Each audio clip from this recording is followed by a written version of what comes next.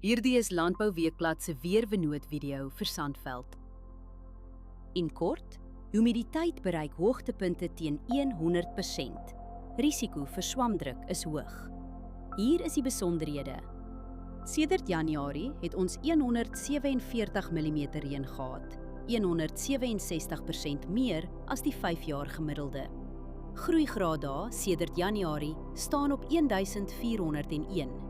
Dit is 44 grade laer as die 5-jaar gemiddelde. Die laagste temperatuur wat voorspel word is 8,2 grade. Die hoogste is 22,8 grade. Die grootste dag tot nagwisseling is sowat 13 grade, matig en binne normale grense. 72,7 mm reën word die week verwag. Trekkertoegang en bespuiting raak moeilik totdat lande weer opdroog. Die ergste winddag is Maandag met ongeveer 39,3 km/h.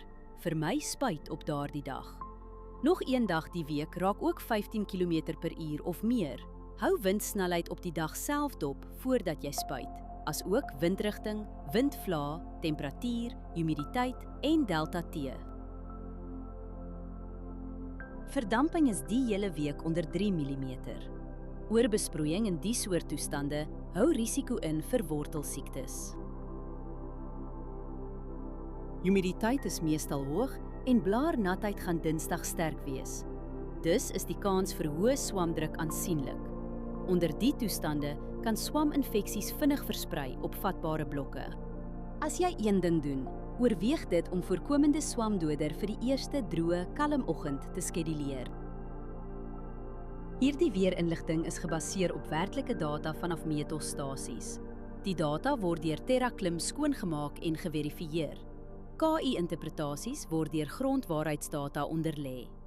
Aangedryf deur Villa Crop Protection. Hierdie verslag is met die hulp van kunsmatige intelligensie gegenereer en is nie professionele advies nie. Ga na weather.villacrop.co.za en kies die weerverslag vir jou streep.